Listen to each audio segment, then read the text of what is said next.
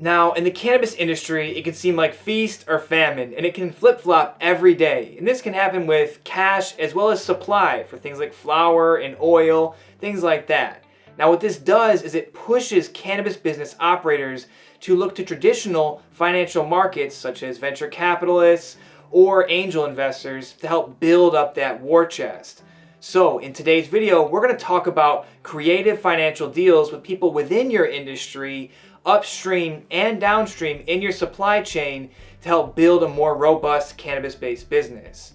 Now, if you have any questions about creative financial deals in the cannabis industry, then please reach out to us via our website at greengrowthcpas.com or give us a call at 800-674-9050. Let's hop right into the presentation. So today's topic is creative financing deals in the cannabis industry, and this presentation is brought to you by Green Growth CPAs. Now, before we get started, I need to let you know that the information contained in this presentation is meant for guidance purposes only and not as professional legal or tax advice. And further, it does not give any personalized legal, tax, investment, or any business advice in general. So with that out of the way, let's review what we're going to cover in this video. So first, we're going to talk about why creative financing deals can be helpful in the cannabis industry. Then we'll talk about some benefits of creative financing and joint venture deals. Then we'll talk about some considerations if you were to enter into one of these creative financing deals, what should you be thinking about? As well as we'll walk through an example of a cultivator and a distributor entering into a creative financing deal and what the nuances and details of that deal may look like. So first, let's discuss why creative financing can be helpful in the cannabis industry.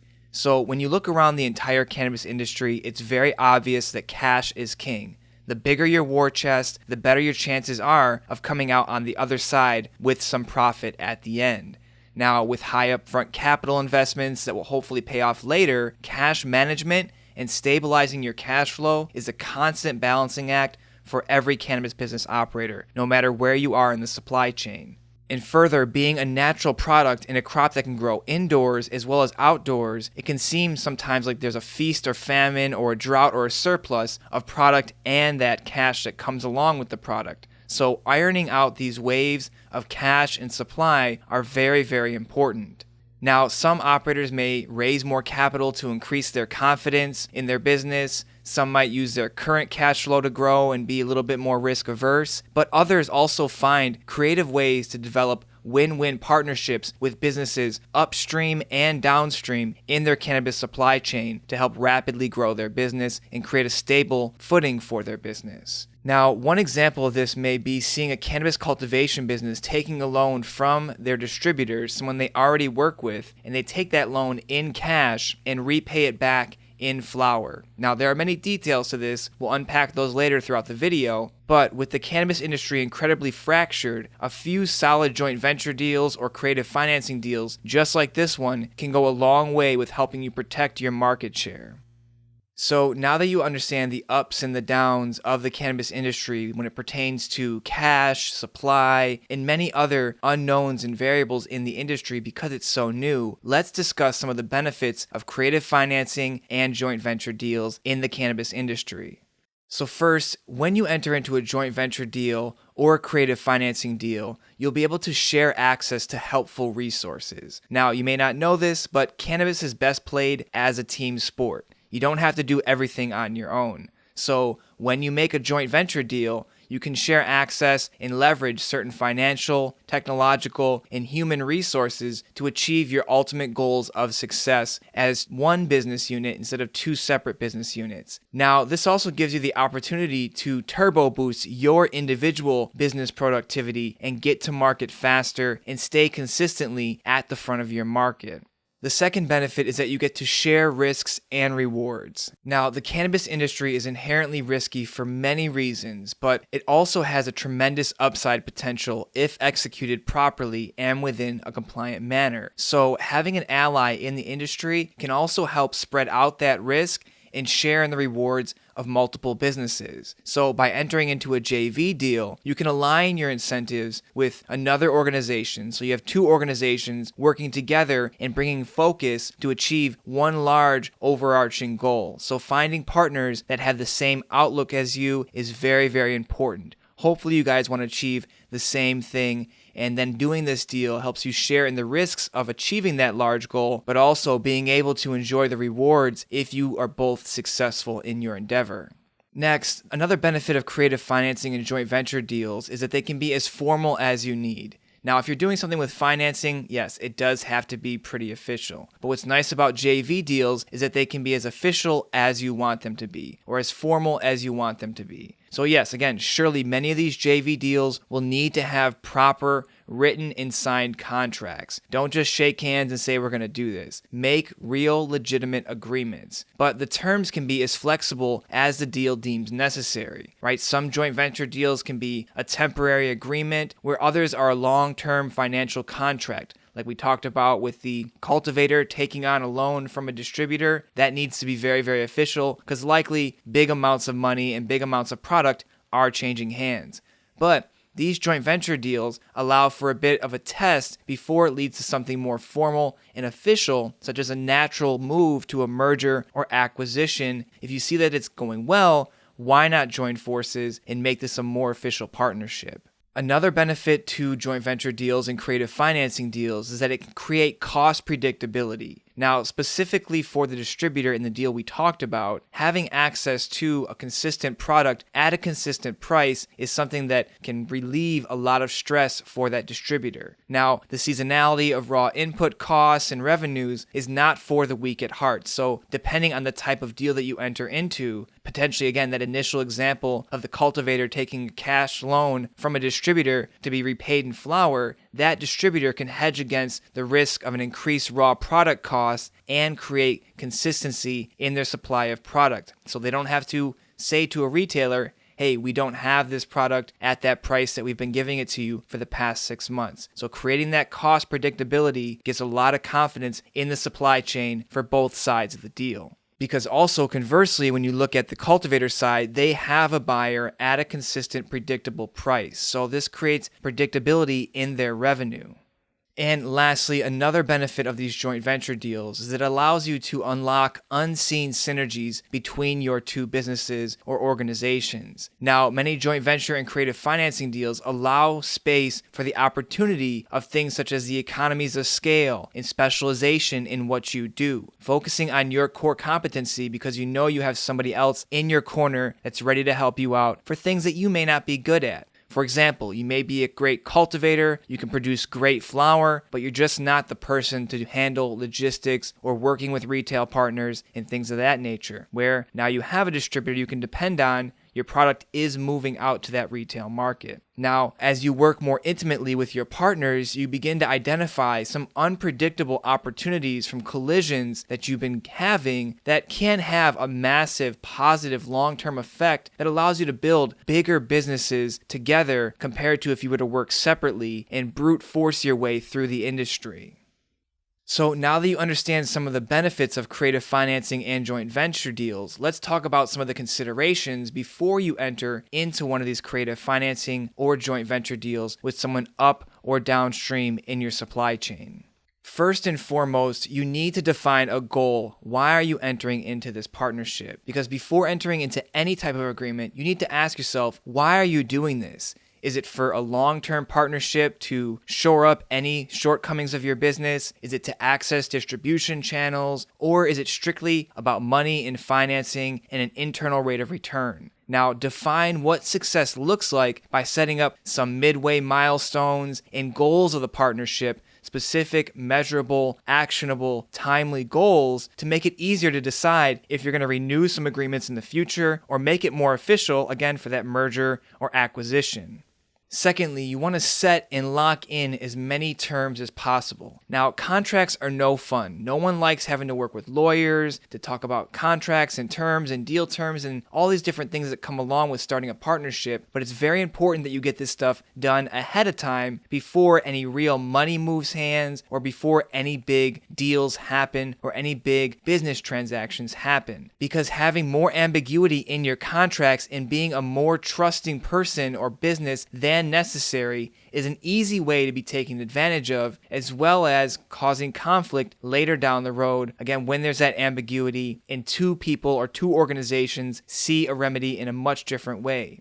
So choose thoughtfully what those terms may need to be and have recourse if commitments by either party are not kept when they enter into the partnership and then start to execute on the goal or the overarching marching orders of that partnership. Now, walk through as many scenarios with your team, your lawyers, your potential partners to see, hey, if we do a deal like this, what type of questions come up? How are we going to settle certain things? And look at how you can preemptively solve for any of these issues by defining deal terms or frameworks on how you'll solve the problem when that becomes a problem. For example, you may not be able to set a strike price when you sell that flower back to the distributor as a cultivator, but there may be a way you can look into certain places and say, we're going to take the average of the past 3 deals that this distributor has done with their largest client. Things of that nature. Creating frameworks to identify ways to remedy issues within contracts.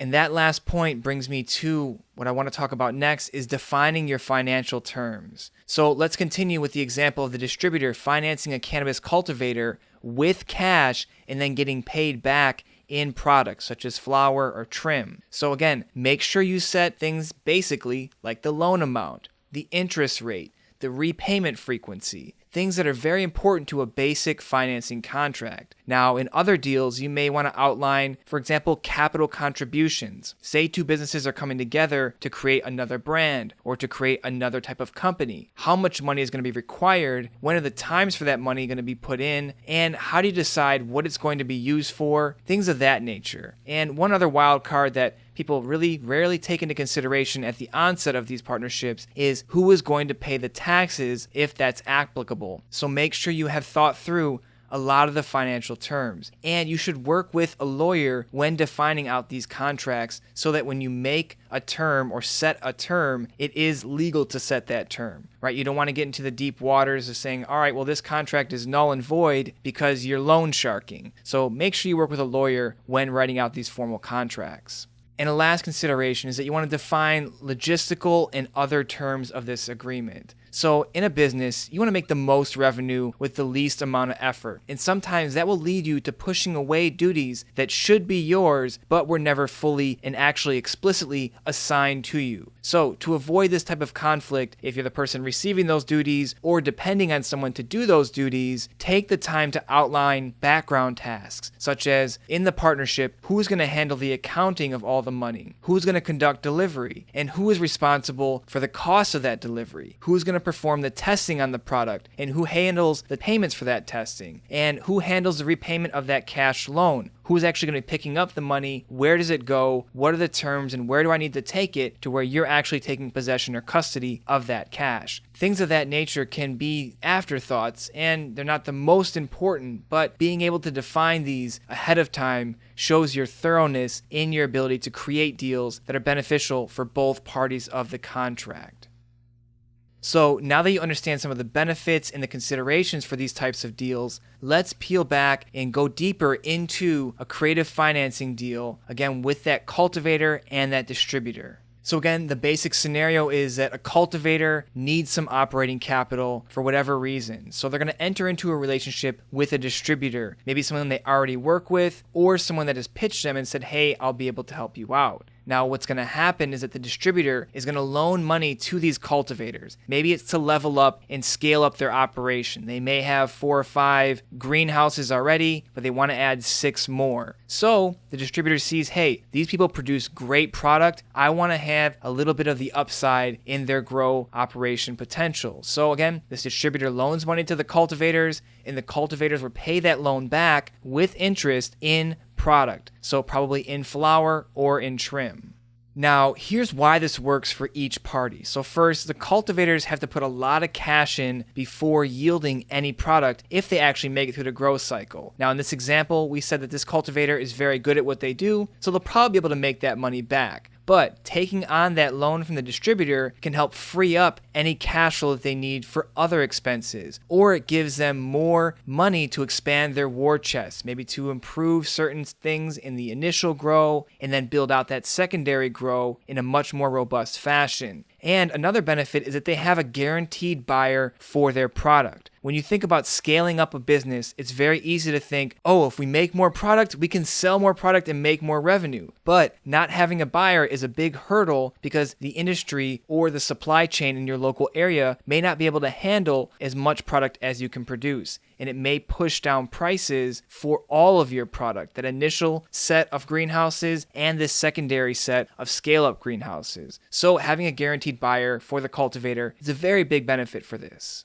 Now, it benefits the distributors as well. What it does is it locks in supply for them from a trusted source and potentially at a predetermined price. In cannabis, again, it's feast or famine, drought or surplus. So when you have a consistent supply of product at a consistent price, again, depending on the deal terms, it could be at a consistent price, but having that trusted supply and consistent supply really eases the mind of the distributor. Now, this helps them hedge against the risk of a drastic market price fluctuation for any unknown reason. Now, this is similar to what we call a futures contract, but in futures contracts, most parties don't know each other, but these parties do obviously know each other. They're entering into some type of financial deal ahead of time, but having that consistent supply is very beneficial for the distributors. And they may say later down the road that they end up purchasing or merging together. So this is a very good opportunity for both the cultivator and the distributor.